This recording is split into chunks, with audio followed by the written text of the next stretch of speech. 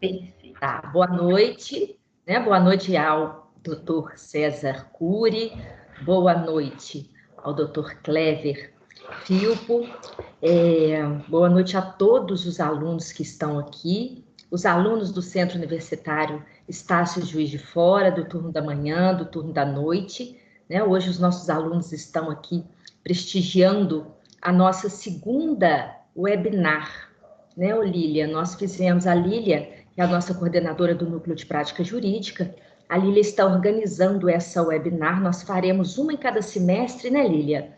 Em parceria com o programa de pós-graduação do doutorado em Direito, Instituições e Negócios. Então, eu quero agradecer a presença dos professores, quero agradecer a presença dos alunos, e nós temos aqui também os alunos do doutorado, né, que são os nossos colegas de turma, né, Lília? Eu quero dizer que nós estamos muito honrados com a presença dos senhores, muito mesmo, e que nós estamos muito animados e muito ansiosos para saber, né, para saber a fala de vocês. No semestre passado, nós tivemos uma disciplina de métodos adequados de soluções de conflitos, que foi lecionada por mim na faculdade, e tinha algum tempo que essa disciplina não era lecionada de forma presencial. Nós fizemos um trabalho interessante na prática, uma disciplina extensionista, levamos os alunos ao núcleo de prática jurídica, então eles puderam conhecer minimamente o que né, são as vias alternativas de resolução de conflitos. Então eu passo a palavra para a professora Lília, para que ela possa começar aí depois do meu agradecimento. Muito obrigada. Perfeito. Eu que agradeço, Cristiane. Primeiro, gostaria também de saudar todos os presentes. Nós estamos hoje encerrando a nossa jornada de pesquisa e extensão do Centro Universitário Estácio de Juiz de Fora, que nos agraciou com a possibilidade de encerrar a jornada para o curso de Direito com o nosso webinar, que hoje chega à sua segunda edição, como a professora Cristiane lembrou, né? Programa de pós-graduação, Direito a Instituições e Negócios da UF, do qual um dos nossos convidados também é aluno, já é um doutor, mas hoje participa do programa, Cristiane, eu também, nossos colegas que também estão aqui nos prestigiando, uma parceria que a coordenação gentilmente nos cedeu para brilhantar o nosso evento e também possibilitar esses convidados. O professor Clever também já foi meu professor e hoje é meu colega. Quero também agradecer a participação dos alunos também da Universidade Federal Rural do Instituto Três Rios, que estão nos prestigiando aqui também. Alguns conseguiram ser dispensados, foi um longo trabalho, o professor Clever sabe, para que eles pudessem também estar aqui na sala hoje.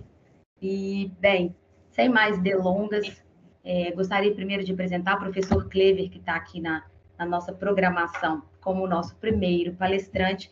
Tem uma ampla experiência na área de mediação, também é um docente que ministra essa disciplina, também no mestrado, na Universidade Católica de Petrópolis. Professor Clever é doutor em Direito, professor do mestrado em Direito da Universidade Católica de Petrópolis, professor do curso de Direito na Universidade Federal Rural do Rio de Janeiro, jovem cientista do nosso estado por um projeto da FAPERJ, e hoje ele vai falar para nós sobre desafios da mediação. Professor Clever, a palavra é sua. Agradeço imensamente por estar aqui. Não canso de agradecê-lo, porque eu sei que é difícil para todos estar, também o doutor César. Sei que todo mundo é ocupado, mas tirou um pouquinho do tempo para poder ensinar um pouquinho para todos nós sobre essa questão da mediação. Você tem 25 minutos. Queria que tivesse todos muito tempo, mas é breve para que os nossos alunos mantenham-se muito entretidos aqui com as apresentações. A palavra é sua. Boa noite a todas e todos. Eu queria muito agradecer o convite que eu recebi do Centro Universitário Estácio de Sá, em Juiz de Fora, convite esse que eu recebi através da Lília. Como ela disse, me deixa muito feliz, né? Além de ter sido nossa aluna, nós somos amigos também. Ela é professora atualmente lá na Rural também, em Três Rios. Então, somos colegas, né? Então, é muito bom ter recebido esse convite da Lília. Cumprimento, além da Lília, a professora Cristiane Pimentel, coordenadora, também por seu intermédio, Cristiane, agradecendo a organização é a oportunidade de estar nessa jornada de pesquisa e extensão. Faço um cumprimento muito especial ao desembargador César Cury, do Tribunal de Justiça do Estado do Rio de Janeiro, que é uma autoridade, alguém, e também um professor, que vem promovendo muitas iniciativas no campo da mediação de conflitos, seja em termos da realização de cursos, estimulando também politicamente, institucionalmente. O desembargador César Cury faz um grande trabalho nessa área, e, inclusive, eu tive a oportunidade de participar no ano passado do 4º encontro de mediadores aqui em Petrópolis. Nós apresentamos lá, tinha um pôster lá, um stand, né, gentilmente também cedido pela sua equipe, com a Cláudia também, que foi nossa aluna aqui no PPGD da UCP. Então, tenho muita honra de estar com o senhor nessa mesa aqui, desembargador, para tentar contribuir com o nosso olhar, né, que não é um olhar de mediador, mas de alguém que tem interesse na mediação como um objeto de investigação, de pesquisa, assim a gente pretende, né? Então, eu também cumprimento a todos os alunos, estão aqui, alunos e alunas aqui participando, também os pets, né, que estão aí participando ativamente desse cenário aí, as crianças também, os filhos dos alunos, que a gente já ouviu algumas vozezinhas aqui, tornando o nosso ambiente mais leve, né, mais agradável ainda. Eu leciono aqui na Universidade Católica de Petrópolis, um programa de pós-graduação, mestrado em Direito, e onde a Lília também foi aluna, também vi aqui a Patrícia, que foi nossa aluna também, e lá na Universidade Federal Rural do Rio de Janeiro, Instituto 3 Rios, também leciono no curso de graduação em Direito. E lá naquela universidade, além da Lília, eu vi aqui que a professora Érica Guerra está aqui participando, e a professora Érica, também admiradora do trabalho do desembargador César Cury, pediu que eu mandasse um abraço, professora Érica, lá de 3 Rios. Nessas duas instituições, eu trabalho com os alunos e colegas em grupos de pesquisa, né? Então, a pesquisa é aquela atividade em que a universidade tenta responder perguntas para as quais não existem respostas a princípio, ou as respostas que existem não respondem suficientemente à questão. Então, a gente formula perguntas e tenta responder essas perguntas de uma forma organizada, metodologicamente adequada, é isso que a gente tenta fazer, né? Nos grupos de pesquisa. Além do ensino, que tem a ver com essa atividade aqui, tem a ver com ensino e extensão, também a aula é ensino, e a pesquisa, então, é uma atividade muito importante da universidade, né? Então, na UCP, eu coordeno o GIPAC, que é o Grupo de Pesquisa Empírica sobre Administração de Conflitos, e lá na Rural, que tem aqui alguns alunos aqui da Rural, eu vi alguns nomezinhos, um abraço para vocês, tem o FOCA, né, que é um grupo interessado em pesquisar justamente formas consensuais de administração de conflitos. Mas eu queria deixar claro que nessas pesquisas a gente tenta se afastar um pouquinho das abordagens estritamente dogmáticas, teóricas, né, que não há problema se a sua pesquisa é um pouco mais bibliográfica, não é uma opção, né, fazer uma revisão bibliográfica é uma opção do pesquisador. Mas nós temos tentado fazer algo diferente, nos apropriando de alguns métodos e técnicas de pesquisa que não são tão usuais no campo do direito. Nós tentamos realizar entrevistas, observações, observação participante, estudo de caso. Então, todas as pesquisas desses grupos tentam realizar isso, né? Introduzir a pesquisa de campo. E, na nossa percepção, isso pode ser muito útil no campo do direito. Toda vez que surge uma inovação no campo do direito, uma nova ferramenta de administrar conflitos ou coisa do gênero, existe uma promessa ali, né? Por exemplo, a promessa da mediação. E a possibilidade de realizar uma pesquisa empírica, ela ajuda a perceber onde é que talvez aquele instituto, aquela técnica, aquela atividade pode ser eventualmente melhorada para ampliar, né, os seus resultados. Então, a gente costuma muito dizer que interessa conhecer as potencialidades, mas também as limitações, as dificuldades de implementação dos diferentes remédios ou ferramentas, como queiram dizer, né, jurídicos, né? Então, isso nos ajuda, por exemplo, a perceber as limitações, né, das atividades que a gente realiza para efetivação de direitos, até onde funciona, até onde vai, onde não vai, né? E um dos temas mais explorados que a gente, pelas nossas pesquisas, tem sido justamente a mediação de conflitos, né? Então, por isso que eu propus aqui para a Lília, para essa mesa aqui, falar um pouquinho, né, de alguns desafios que têm aparecido nessas nossas pesquisas, que eu diria que são desafios da mediação, né? Existem aí as promessas da mediação, desde que no Brasil ela foi trazida, não apenas, mas sobretudo com muita força, depois da Resolução 125 do CNJ, configurando uma política judiciária nacional de solução adequada dos conflitos de interesse. Eu acredito até que talvez o desembargador venha a falar sobre essas questões, até mais normativas também, e depois passando pelo CPC, Código de Processo Civil de 2015, e a Lei de Mediação, né? Desde esses 3 marcos, a mediação vem sendo bastante estimulada, pelo menos, e ela tem que ser, sobretudo, oferecida pelos tribunais por conta da Resolução 125, né? Então, existem promessas dessa mediação, promessas de que ela é um método adequado de resolução dos conflitos, porque as soluções são buscadas pelas próprias partes, com a ajuda do mediador, né, que vai favorecer a comunicação entre os litigantes, entre as partes, mas também talvez seja um método mais econômico do que o processo judicial, nessa comparação, se a gente for fazer, e também mais rápido, né, talvez sendo obtido um acordo para isso. Mas também existem desafios, né? Então, existe a promessa, existem os desafios, que com certeza alguns de nós conhecem muito bem, e na nossa pesquisa isso vem aparecendo, esses desafios aparecem. Eu vou falar um pouco sobre alguns desses desafios que a gente vem encontrando nas pesquisas, né? O primeiro desafio que eu acho muito importante a gente pontuar, né, é que quando nós estamos envolvidos em um conflito, vamos supor que uma separação, um divórcio complicado, uma questão entre vizinhos, primeira coisa, ou até mesmo uma questão consumerista, normalmente a pessoa tenta resolver primeiro na conversa, né, sendo possível. Existe uma primeira tentativa de conversa, eu acho que isso é até bastante natural, né? Às vezes essa tentativa é mais longa e acompanhada por pessoas qualificadas, um advogado, um mediador, um conciliador, ou ela é mais rápida, né? Mas existe essa tentativa em geral. E depois que essa tentativa de consensual, um primeiro momento de resolução, ela dá errado, ela falha, a gente costuma procurar um advogado, uma advogada, um defensor público, né? Essa é a nossa cultura, a nossa tradição.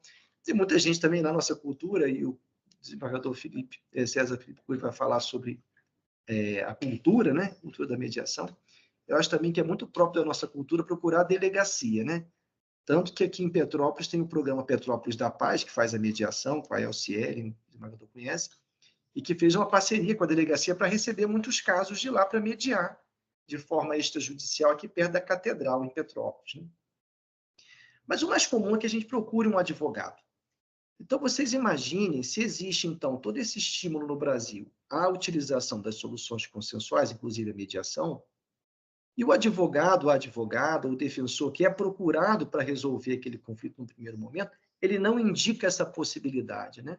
Se ele não explora essa possibilidade com o seu cliente, ele não diz, olha, vamos tentar resolver essa questão, eu posso mandar uma carta para outra parte, vir aqui no meu escritório, a gente tenta conversar com ela, caso ela tenha advogado, a gente vai conversar com o advogado dela, você me permite isso? Seria muito importante essa tentativa. Então, ou seja, se esse colega, ele não, eu também sou advogado, faltou dizer, né?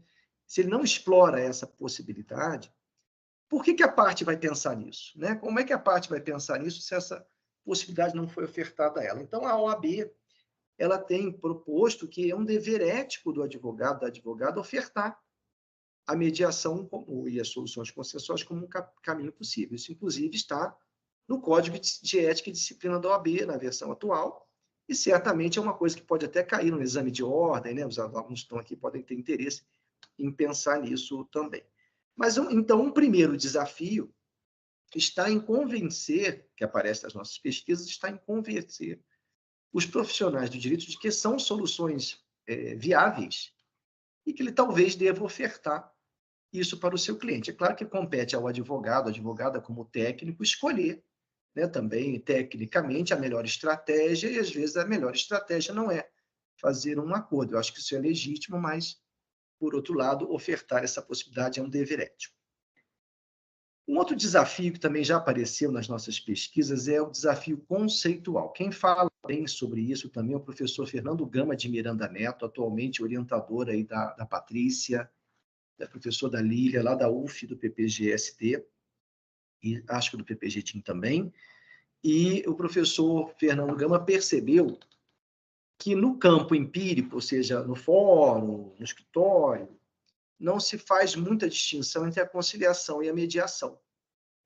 O importante é que a questão seja resolvida por meio de um acordo, toda tentativa é válida nesse sentido. É um ponto de vista plausível, né? Mas o professor Fernando, ele aponta que essa questão conceitual traz problemas, porque a mediação tem técnicas, ferramentas muito específicas para favorecer uma boa comunicação entre as partes. E precisa tempo para fazer isso, né? Ao passo em que a conciliação, às vezes, pode estar mais interessada na celebração de um acordo que coloque fim àquela disputa, né? Isso, às vezes, pode ser um outro desafio no caminho da mediação. Uma outra coisa interessante que tem aparecido também na pesquisa, né, são as questões estruturais. Porque, por ser a mediação essa ferramenta um pouco recente ainda no nosso ordenamento jurídico, no nosso sistema, né, às vezes os centros não estão tão estruturados para fazerem a mediação. Nem sempre há mediadores em quantidade suficiente, nem sempre há salas de mediação preparadas para mediação em quantidade suficiente. Nem sempre os mediadores são remunerados. Existe uma iniciativa muito bacana no Tribunal de Justiça do Rio, em que há um concurso, e o desembargador César Felipe pode me corrigir, e um concurso em andamento, na intenção de contratar mediadores que serão remunerados, e existem iniciativas de remuneração dos mediadores. Mas na pesquisa apareceu que quando o mediador é voluntário, isso é um grande desafio, porque ele também trabalha, tem uma profissão, ele é médico, ele é psicólogo, ele é advogado, ele tem que trabalhar, tem que ter a sua renda, e ele participa da mediação quando ele pode. Então é difícil, às vezes, marcar as sessões de mediação, e esse problema aumentou um pouco a partir do momento em que o artigo 334 do CPC, a princípio, ele determina a realização de uma audiência de conciliação ou de mediação em todo o processo que observe o procedimento comum civil, né, a princípio. Tanto que tem juízes, que costumam não designar a audiência de mediação, dizendo que não tem estrutura no fórum para isso. Isso é recorrente, apareceu em vários processos. Essa questão estrutural pode ser um outro desafio para a mediação. É claro que demanda tempo para as coisas irem se acomodando, é um processo. Muito trabalho está sendo feito nesse sentido, certamente, mas parece ser um desafio dentro da proposta aqui da minha fala, né?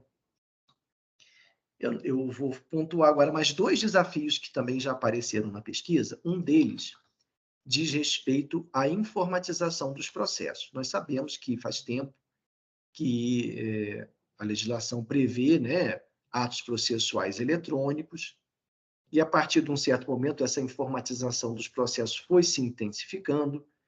Hoje a gente tem o DCP, depois tem o PJE, tem o EPROC, vários sistemas como eu diria, para fazerem funcionar o processo eletrônico, né? E na pandemia houve uma agilização dessa informatização dos processos, especialmente por conta do juízo 100% digital. Naquele momento fazia muito sentido, né? Para que os serviços judiciais pudessem continuar sendo prestados, e todo o processo passou a ser, então, eletrônico, inclusive com as videoconferências. E alguns mediadores que a gente ouviu na pesquisa, em alguns momentos, apresentaram dificuldades em relação a isso, né? Uma delas falou uma coisa interessante, falou: Clévia, além de eu ter que resolver o problema das partes, ela falou brincando, né? Porque, como eu disse, não é o mediador que resolve o problema das partes, ele tenta ajudar as partes a resolverem o seu conflito. Mas ele disse, além de eu resolver o conflito, eu tenho que resolver o conflito da pessoa com o computador, da pessoa com a internet, né? E, às vezes o sinal é muito ruim, a imagem cai, não se tem certeza se a parte, o mediando, está sozinho, se não está, se ele está sofrendo algum tipo de pressão, nós percebemos que os mediadores ficavam um pouco incomodados com essa situação, né? E pode ser, na medida em que cada vez mais os processos são eletrônicos, os atos processuais são virtuais, isso pode representar um desafio, mas é preciso pensar em alternativas, né? Porque nunca nós fomos tão digitais como hoje, tanto que a gente está aqui interagindo muito bem, né, nesse momento, nesse webinar. E, por fim, para pontuar o último desafio, eu queria mencionar aqui o trabalho que a professora Érica Guerra, também minha colega, está realizando lá no ITR, em Três Rios. Já faz alguns anos, doutor César, que a gente participa do mutirão de mediação dos superendividados, né, o Feirão Limpa Nome, que a doutora Ellen coordena lá em Três Rios, é a juíza, salvo engano, diretora do fórum lá, se não estou enganado, do juizado também, e ela, então, coordena isso lá com o NUPMEC, onde já existe a Luiz Helena Correia lá coordenando o NUPMEC, e nós temos participado dessa atividade lá com grupos de alunos da Rural, que estão interessados em ajudar na celebração dos acordos, assistir as pessoas que estão ali, às vezes vêm senhoras, o que mais acontece, é impressionante, a recorrência dessa situação, são senhoras muito idosas, geralmente viúvas, e que, por serem aposentadas, sustentam a família inteira. E vão contraindo sucessivos empréstimos, porque elas precisam resolver os problemas de toda a família. Da filha, do neto, do filho que está desempregado, e coloca pneu no carro do filho, etc. E várias situações, e é recorrente, é o tempo todo isso que aparecia. E por essas pessoas, às vezes, precisarem de uma atenção maior, elas nos eram encaminhadas. E os alunos, então, atendiam. Mas os alunos também estão participando daquilo ali com um olhar de pesquisadores, porque na universidade é indissociável a atividade de ensino, da pesquisa e da extensão. Então, isso gerou alguma reflexão no nosso grupo de pesquisa. A professora Érica está interessada na questão do superendividamento. Inclusive, nós vamos ministrar na EMERGE uma palestra em breve, salvo engano, dia 25 de maio, sobre isso. E eu estou um pouco mais interessado na questão de como a mediação e a conciliação entram nesse cenário. E aí, o último desafio que eu queria dizer, apontar a respeito dessa situação, é que a mediação, pretendendo fazer um acordo, não necessariamente o acordo é um requisito da mediação, né? Pode uma mediação ser bem-sucedida sem que haja um acordo, porque, de alguma forma, ela vai contribuir para uma melhor comunicação entre as partes, né? Mas é preciso que a pessoa participe da sessão de mediação informada, né? Bem instruída, acompanhada, talvez, de um profissional que está acostumado com aquele ambiente, que seria o advogado, o defensor, a defensora, e nem sempre isso ocorre, né? Então, o desequilíbrio entre as partes na mediação pode ser um desafio importante, né? E aí não só para que a mediação aconteça, mas para que ela aconteça de uma forma justa, né? Que o resultado da mediação nos aproxime ainda mais da concretização desse ideal de justiça que está sendo perseguido, né? E isso eu acho que também tem a ver com questões estruturais. Nem sempre a defensoria consegue disponibilizar um defensor para estar lá, né? E nós temos até firmado algumas parcerias para tentar ajudar lá, através do NPJ, nessa situação. Então, esses são os desafios que me ocorreram de apresentar aqui para vocês, né, nesse debate, dizendo também que nessas pesquisas estão envolvidos alunos e colegas dessas instituições, tanto da UCP como da Rural. Não é um trabalho individual, é um trabalho coletivo, e que nós recebemos fomento à pesquisa, tanto da CAPES, como do CNPq e da FAPERJ, nesse último caso, numa bolsa de jovem cientista do nosso estado. Eu agradeço a oportunidade de estar com vocês aqui, espero estar atendendo o que foi solicitado, e agradeço a oportunidade e passo a palavra à Lília de novo, né, Cristiane, para que possam seguir com o evento. Obrigado. Obrigada a você, Clever, foi excelente. Agradeço pelos trazer esses desafios, que são desafios que nós, da prática, seja como docente, ou seja como advogado, no caso, eu sou advogada, ou seja, quem está no judiciário, todos nós passamos juntos por esse desafio, mas vamos deixar aí esse debate para a gente poder fazer um pouquinho mais ao final. Professora Cristiane, eu tenho a experiência da prática, eu sou coordenadora de núcleo. A professora Cristiane também é docente nessa área sobre, né, a mediação, conciliação. A gente tem até um projeto sobre solução consensual de conflitos no nosso núcleo. Mas dando seguimento, aproveitar a oportunidade para agradecer a presença da professora Érica, que veio nos prestigiar. Nós nos encontramos nos corredores, ela falou que participaria e hoje está aqui, eu não tinha visto. Fico muito honrada. Também tem outros professores aqui que quero, por meio dela, agradecer a todos os demais professores que estão aqui e de todas as instituições. E agora eu vou apresentar o nosso segundo convidado para a gente dar seguimento. Professor e desembargador César Felipe Cury, primeiramente um colega do PPG-DIN, antes mesmo que eu fosse uma aluna do PPG-DIN, eu era ouvinte e nós tivemos a oportunidade de estar juntos numa turma, tivemos uma ótima interação, pude aprender muito, pois o Dr. César ele já é um doutor, como eu havia dito no início, então pôde contribuir muito nos nossos momentos ali, publicamos juntos uma obra falando de resolução de conflitos, discutindo esses novos paradigmas em processos coletivos, isso tudo. E agora eu vou falar um breve currículo, porque eu tenho certeza que ele é bem mais longo que isso, mas a gente precisa resumir para falar aqui. Dr. César, ele é desembargador do Tribunal de Justiça do Rio de Janeiro, é presidente do Núcleo de Mediação e diretor-geral da Escola de Mediação do Tribunal de Justiça do Rio, é doutor e mestre em Direito pela Unesa, que é da Estácio de Sá, nossa casa, e também é doutorando em Direito no programa de Direito, Instituições e Negócios da UF, coordenador de pós-graduação, professor e coordenador do Núcleo de Pesquisa em Acesso à Justiça da Emerge. Querido César, a palavra agora é com você, você também tem 25 minutos, ao final a gente troca algumas ideias aí para a gente finalizar, e tenho certeza que você falando sobre essa questão da cultura de mediação também vai complementar e trazer novos conhecimentos aí para todos os participantes. A palavra é sua. Obrigado, Lilian. Obrigado. Queria primeiro te agradecer pelo convite, pela oportunidade de participar desse evento. Queria cumprimentar também a professora Cristiane, um prazer revê-la. Cumprimentar especialmente o professor Clever, é uma honra poder dividir esse painel contigo. Realmente eu fico muito satisfeito e muito honrado de participar desse encontro.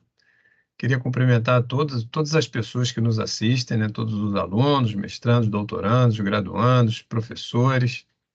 Fico muito honrado de poder, enfim, trazer aqui algumas reflexões sobre a cultura da mediação, a cultura da autocomposição. E, se vocês me permitem, vou fazer isso a partir de uma experiência pessoal. E vou tentar aqui dividir em duas pequenas partes a minha contribuição.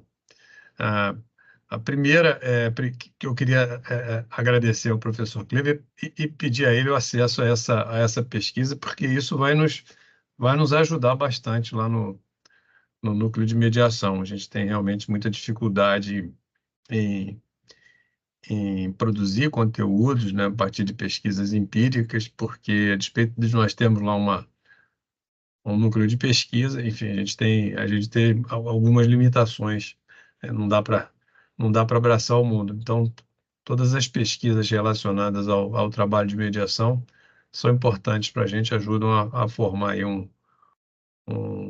uma percepção um pouco mais extensa e assim contribuir para a implementação da política pública da consensualidade. Eu queria falar a primeira parte sobre alguns aspectos mais práticos do núcleo de mediação, antes de falar propriamente da cultura da mediação. Eu estou coordenando esse trabalho lá já há algum tempo, já há mais de 15 anos, não por digamos assim, por reconhecimento, mas porque eu acho que ninguém mais quer fazer esse trabalho lá no tribunal, então eu acabo sendo renovado todo o mandato. Então, estou lá já há alguns anos, tenho uma equipe que me acompanha há muito tempo, estou junto com esse pessoal lá há muito tempo e é uma equipe muito dedicada a esse trabalho. Quando a gente começou, isso foi bem antes do Código de Processo Civil, da própria lei de mediação, né? Antes mesmo da Resolução 125, a gente já tinha um núcleo de mediação no tribunal, né? Portanto, isso foi em 2009. E de lá para cá, a gente vem tentando implementar e desenvolver uma política pública a partir do judiciário em direção ao próprio judiciário e à sociedade em geral. Isso porque a nossa atividade, primeiro, ela precisa de uma estrutura burocrática para poder funcionar. Essa estrutura burocrática se faz dentro do próprio tribunal, que foi a instituição politicamente escolhida para sediar o desenvolvimento dessa política nacional. Então, os tribunais, que é onde estão os conflitos, foram escolhidos para poder ser a primeira sede de desenvolvimento, de implementação e desenvolvimento da política da consensualidade. Nós não tínhamos uma experiência tão robusta assim, salva dos juizados especiais, né, e antes dos próprios juizados de pequenas causas, mas que guarda semelhanças com a nossa proposta, mas não uma identidade plena. Então, a gente aproveitou muito da ideia dos juizados, mas nós temos uma proposta diferente. A própria Resolução 125, que é a estrutura normativa principal do sistema multiportas, onde está inserido toda a estrutura burocrática,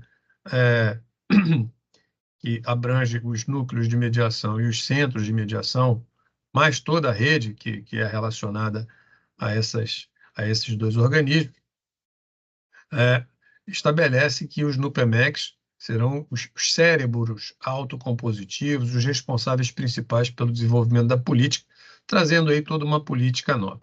Então, nós precisamos construir na mesma medida em que executávamos a própria política.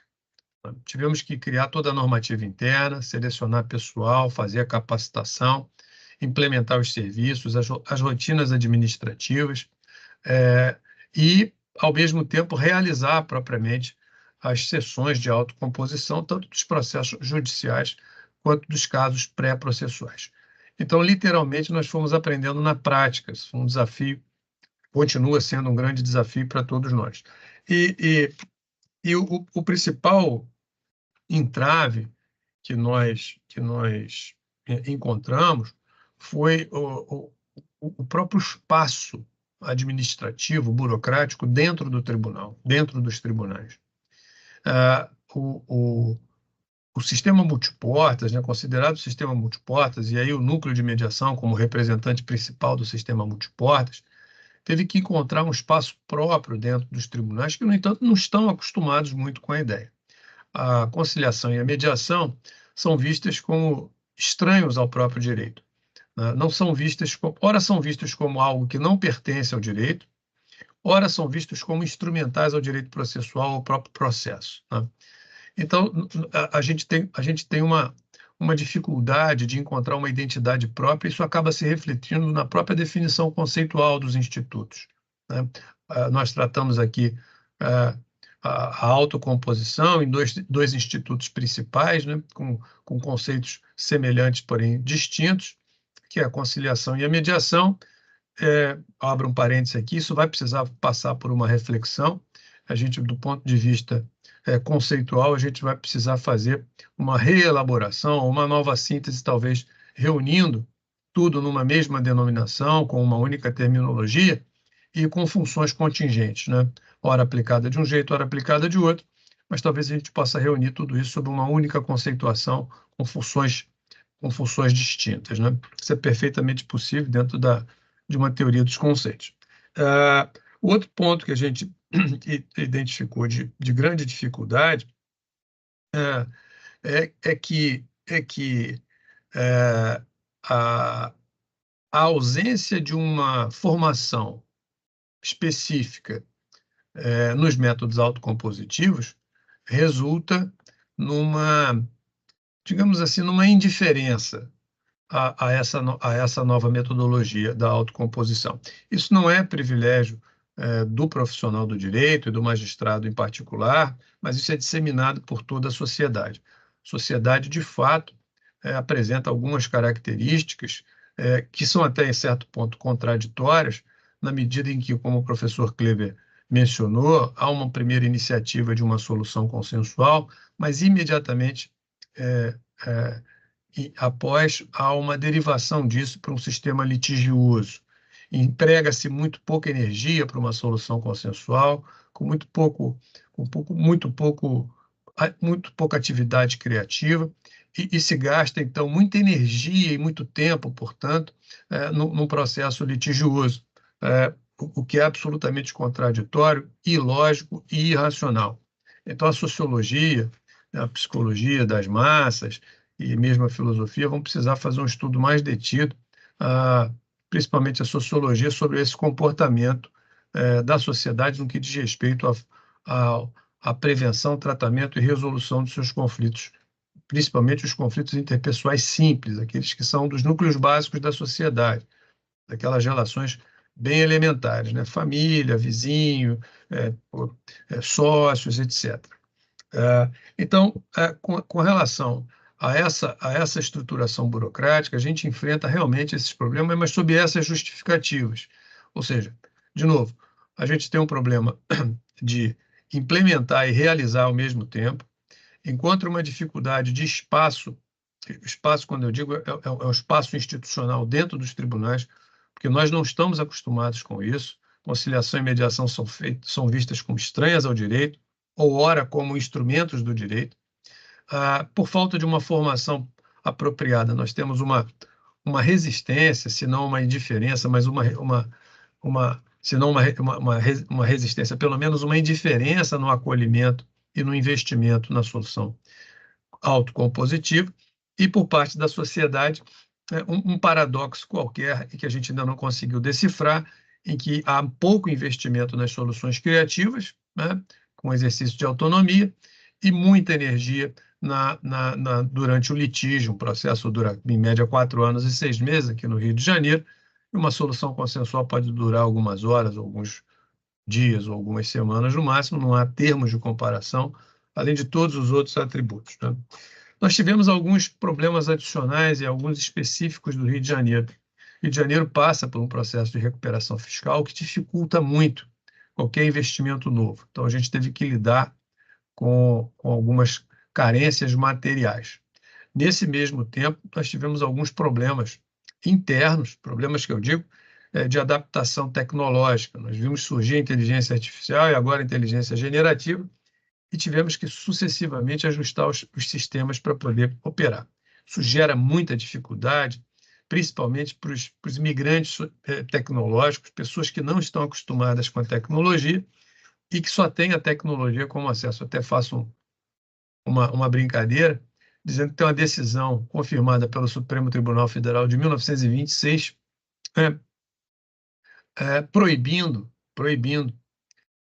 o uso de máquina de escrever na elaboração de sentenças por perda de autenticidade. Ela tinha que ser feita à mão. E agora, 100 anos depois, né, 2 anos atrás, uma decisão do Supremo, do CNJ no caso, proibindo que haja apresentação de iniciais que não sejam pelo meio eletrônico. Então, em 100 anos, nós saímos de uma proibição para outra, né, o que é bastante curioso. Os tempos mudaram, evidentemente, e isso acaba resultando numa dificuldade adicional. Sem falar nos fatores socioeconômicos. O superendividamento é um grande problema para a gente, o professor Kleber mencionou isso, e a gente tem algumas políticas que, no entanto, são absolutamente paliativas. Elas não conseguem adentrar o cerne do problema, corrigi-lo na origem, para evitar o surgimento de novas demandas, que só fazem crescer. Então, esses são alguns aspectos de quem está de dentro do tribunal, ou que é responsável pela política pública, e que somente com uma grande reforma na formação, e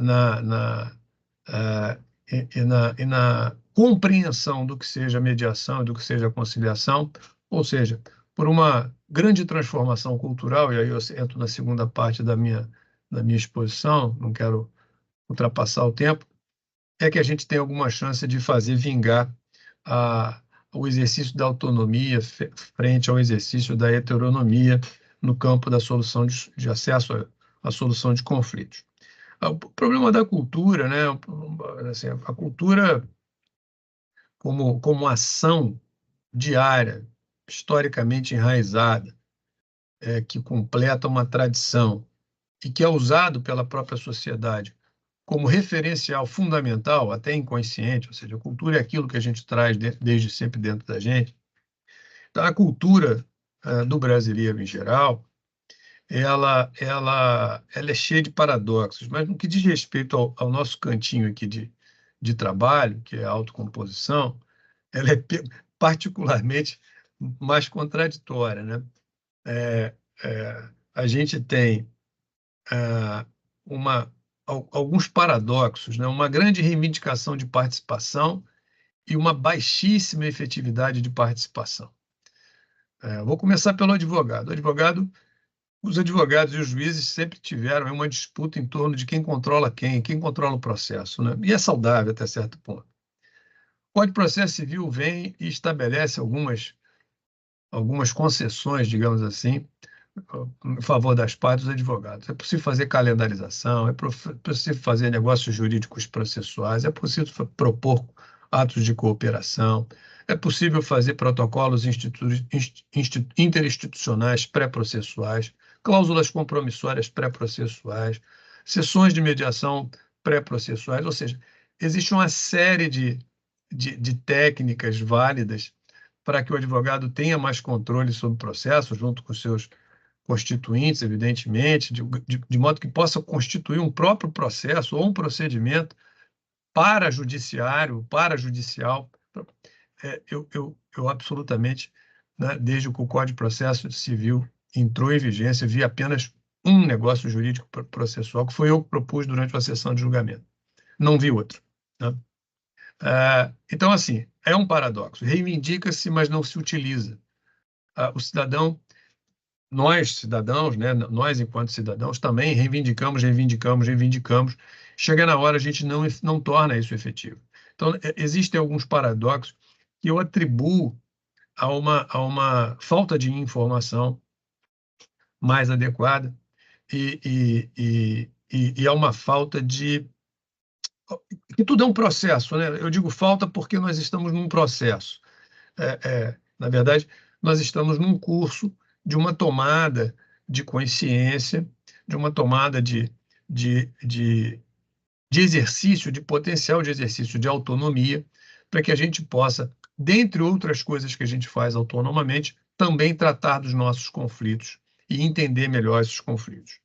Então, a cultura é o grande entrave para o desenvolvimento da autocomposição, não apenas dentro dos tribunais, mas na sociedade de um modo geral. Embora, paradoxalmente, o que nós fazemos no nosso dia a dia é negociar. A gente entra numa fila, a gente pede licença, a gente cede a vez para o outro, a gente concorda em postergar o pagamento do aluguel, a gente pede um prazo para isso, Nós negociamos o tempo todo intuitivamente. Mas na hora que o conflito se instala, algo acontece, a sociologia e a psicossociologia vai ter que nos explicar isso depois, algo se instala e impede o diálogo. Nós nos defendemos em posições adversas, passamos a ver o outro como adversário e não como um complemento do nosso próprio interesse, e perde-se, então, uma oportunidade de uma construção de um novo resultado, e encaminhamos isso para a delegacia ou para o tribunal, uma vez que nós perdemos todos os outros referenciais que nós tínhamos antigamente, né? Pessoa mais velha da família, pessoa mais idosa, da comunidade, né? O padre, o pastor, enfim, nós perdemos esses referenciais, e o nosso referencial em termos de acesso à solução de conflitos passou a ser o juiz, o judiciário, né?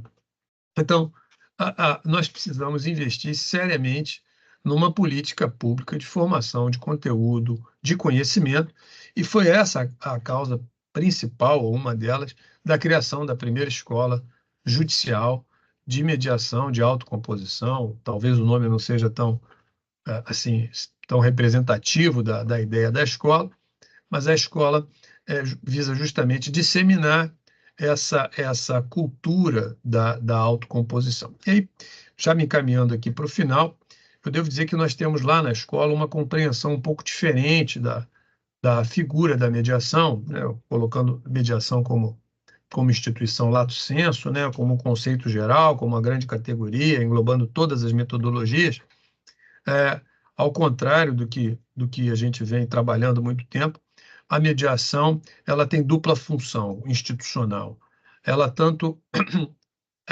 é tanto metodologia de autocomposição, quanto ela exerce uma função conceitual de ligação entre sistemas diferentes, né? Então, a mediação, na mediação judicial, a gente vê isso com mais clareza, porque quando uma petição inicial é apresentada, o primeiro ato, depois das regularidades formais, é derivar isso para o sistema autocompositivo. E eu chamo de sistema porque há ali um conjunto de elementos organizados que permitem a gente identificar como sistema. Então, há uma derivação intersistêmica entre o sistema tradicional, que é o sistema jurídico positivo, né, formado pelas leis, pelos precedentes, alguma coisa da dogmática, um pouco da doutrina, o sistema do direito positivo, que é o que os juízes praticam, e o sistema autocompositivo, que é o sistema que está ao lado, paralelo, que não está submetido aos precedentes, não está submetido à lei estrita, nem aos contratos típicos, está no campo das liberdades individuais. Portanto, nós temos pelo menos dois sistemas. No sistema da autocomposição, portanto, no sistema das liberdades individuais, em que o contrato é o principal instrumento, né, que é o resultado final de um termo, de um acordo, é um contrato, na verdade, não submetido aos mesmos ditames que os juízes, né, ao devido processo legal com todas as suas garantias, aos precedentes vinculativos, né, às fontes formais primárias e secundárias do direito, a autocomposição está no puro campo das liberdades, formando, então, um sistema. Esse sistema é informado por normas sociais, normas socionormativas, um direito socionormativo, que é aquele direito intuitivo que nós praticamos no dia a dia, que eu falei há pouco.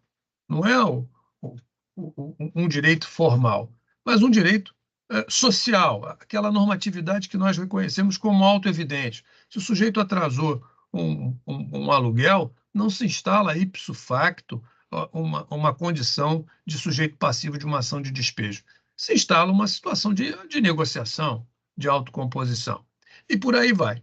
Então, nós temos, a mediação, ela institui algo absolutamente paradigmático. Nós saímos num sistema unicista, de unitarismo jurídico, direito identificado como o direito posto pelo Estado, principalmente, porém não exclusivamente, pelo legislador, e instauramos um pluralismo jurídico, onde o direito estatal convive com as ordens socionormativas, e assim como a lógica do direito positivo é superintendida pelo juiz e pelos profissionais especializados do direito, a lógica das ordens socionormativas é superintendida pelas próprias partes com a ajuda de um facilitador.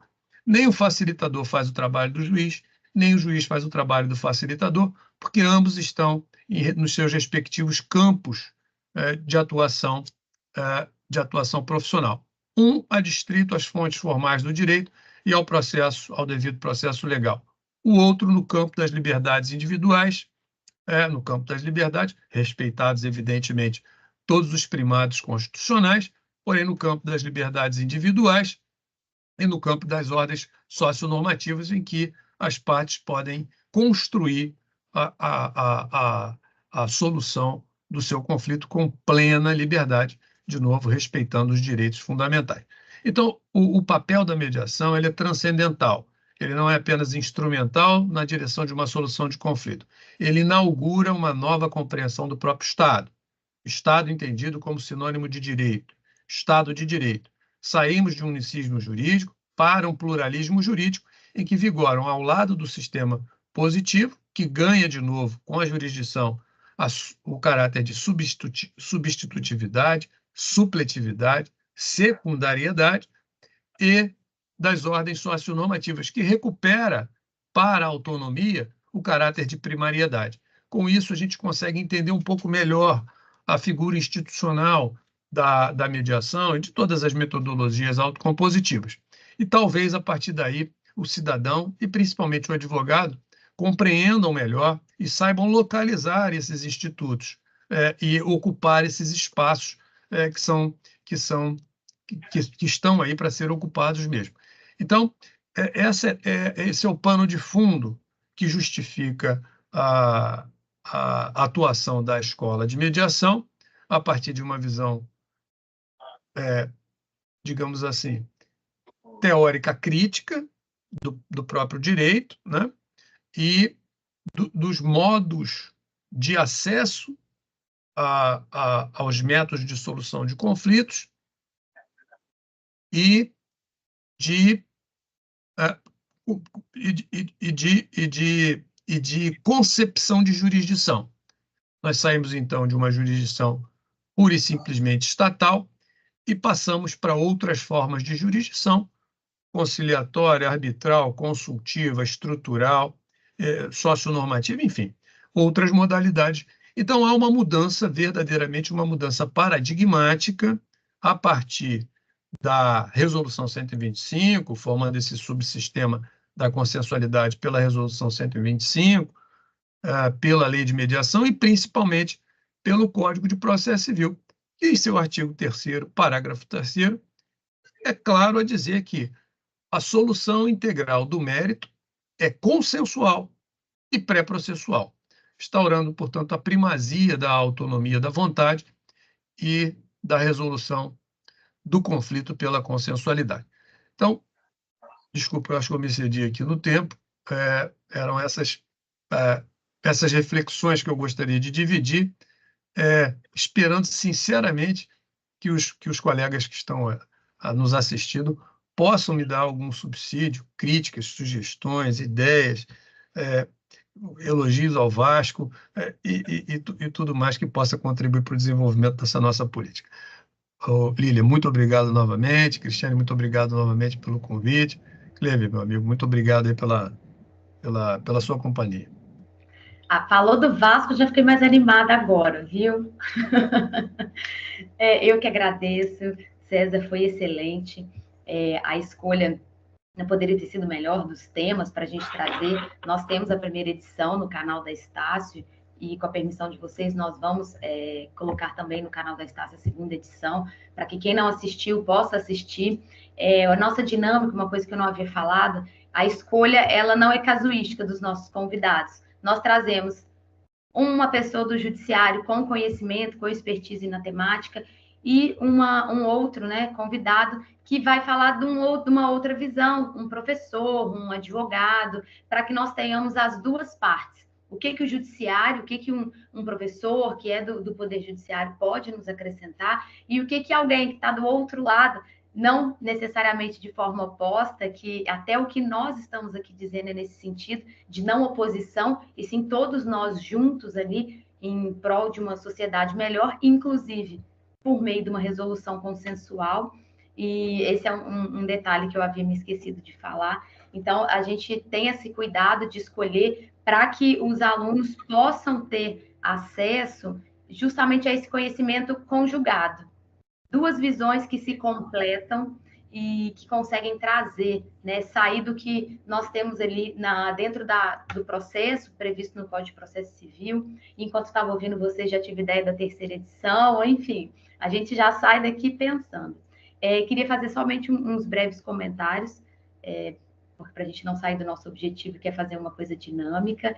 Essa questão principal, e por isso os desafios e a questão da cultura são essenciais, porque é no ensino jurídico, que são os nossos próximos profissionais, que eles entrarão no mercado com uma nova visão. Para além do que eu, como uma pessoa, na minha vida pessoal, sempre busco a questão do consenso. Mas não somos todos assim, somos uma sociedade muito diversa. Então, trazer essa nova visão de que, até mesmo, eu converso muito com os alunos no núcleo, eu falo, olha, financeiramente, o consenso também é muito bom. Você pode cobrar, você pode seguir, você pode ter uma profissão, ser um ótimo profissional, uma pessoa reconhecida no mercado de trabalho, sendo alguém que estimula o consenso. Você pode cobrar para fazer acordos, enfim, até falando no português, assim, é mais grosseiro, mas é isso, é essa cultura. Então, o objetivo desse evento, e que vocês cumpriram brilhantemente com o objetivo que a gente tinha de trazer, é justamente isso, para que nós tenhamos uma nova cultura de conversar. E como o doutor César falou, nós temos esse hábito o tempo todo. A gente sempre está negociando, e quando chega na hora de ter um conflito um pouco mais grave, mas que a gente sabe que ele pode ser resolvido pelo judiciário, a gente fala, não, eu já ouvi muito isso, o juiz que resolva, eu quero saber, mesmo que eu perca, eu quero a decisão do juiz. E não é assim. Então, é muito importante isso. O projeto, foi ótimo também, professor Clever, ter falado do projeto da Federal Rural de Três Rios, sobre a questão do superendividamento. É algo que eu, como docente, eu ministro a disciplina de Direito do Consumidor. Alguns alunos que estão aqui são meus alunos nessa disciplina. A gente vai fazer um trabalho sobre superendividamento para que não fique somente aquela coisa assim, aula dada, vou dar a aula de superendividamento. Não, eles vão ser avaliados por meio de uma pesquisa em que cada um vai pegar um tópico do superendividamento, vai discutir, e acaba eu, como sempre, intuitivamente, né? Já joguei, tem esse projeto, né, que eu olhei por alto do feirão. Então, a gente trabalhando nisso justamente para que eles entendam melhor e que cheguem no mercado de trabalho futuramente, já sabendo disso. Eu falando da mudança de cultura, a gente tem que mudar. A oferta exagerada do crédito, hoje a gente tem uma lei de superendividamento. Então, como mudar? É uma educação financeira? É uma questão cultural? Vamos sentar na mesa. Juiz de Fora tem projetos, né? Os órgãos de proteção e defesa do consumidor de Juiz de Fora tem projetos ligados a suporte na área psicológica, a questão de educação financeira, aulas de educação financeira, eles acolhem essas pessoas em situação de superendividamento para educá-las novamente. Então, acho que o nosso papel aqui também é participar disso. E não quero me delongar muito. O professor Clever também é do núcleo, né? Acho que não sei se a professora Érica também, mas todos nós que estamos aqui atuamos em alguma frente no direito, na prática do direito, para auxiliar nessa mudança. Então, espero que os que ainda não são operadores efetivos do direito, pois temos muitos aqui, né, nos nossos doutorandos, muitos são promotores, são defensores, ou fazem parte do Ministério Público ou do Poder Judiciário, docentes, mas vocês, principalmente, que cheguem e possam estar participando. Espera aí que eu acho que alguém aqui, o áudio abriu sem querer, gente. Espera aí, deixa eu procurar aqui. Eu vou achar só para a gente terminar.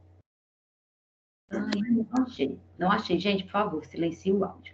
Mas seria esse o objetivo. O recado que nós temos para vocês é isso. Nós temos hoje esses eventos e nós, professores, ou no Poder Judiciário, para que nós sejamos as ferramentas, os instrumentos principais dessa mudança, seja como alunos, futuramente como operadores, ou fazendo parte de órgãos públicos, de entidades privadas, que a gente possa, sim, mudar isso para que tenhamos também uma sociedade mais tranquila, uma sociedade que busca caminhos juntas para melhorar, que é o que a gente mais precisa hoje. Professores querem fazer mais alguma colocação? Ou se eu posso voltar a palavra para a professora Cristiane para a gente fazer o encerramento, deixo aqui aberto.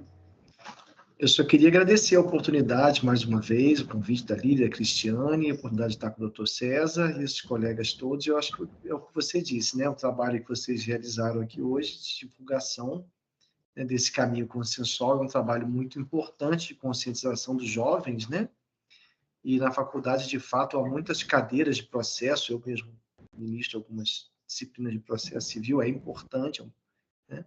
Mas não é o único caminho, e o aluno, às vezes o jovem, acredita demais nesse processo, né? Talvez possamos apostar um pouquinho mais na mediação, na conciliação, nessas formas de consenso. Sim. Vamos eu usar agradeço mesmo a oportunidade. Desculpa. Obrigada. Eu também queria só agradecer mais uma vez, professora Lília, professora Cristiane, professor Clever, pela oportunidade de compartilhar aqui alguma coisa e com a expectativa de receber um feedback aí que possa nos ajudar lá na realização do nosso trabalho, que é um trabalho aí permanente, de longo prazo. Parabenizar aí pela iniciativa, viu? E incentivar para que continue esse trabalho aí magnífico de difusão da cultura e principalmente da cultura da consensualidade. Muito obrigado e um abraço a todos que nos assistem também. Retorno para a Cristiane para que ela faça o nosso encerramento formal do evento. Eu quero agradecer, obrigada, Lília. Eu quero agradecer ao Dr. César, ao Dr. Clever, pela participação aqui na nossa segunda edição da webinar. Foi maravilhoso, tá? Muito bom, maravilhoso ouvir vocês, né? Os alunos gostaram muito, estão dando feedback para a gente aqui no chat agora. Eu tenho certeza que dentro de sala eles falarão mais sobre isso, porque foi de fato muito bom.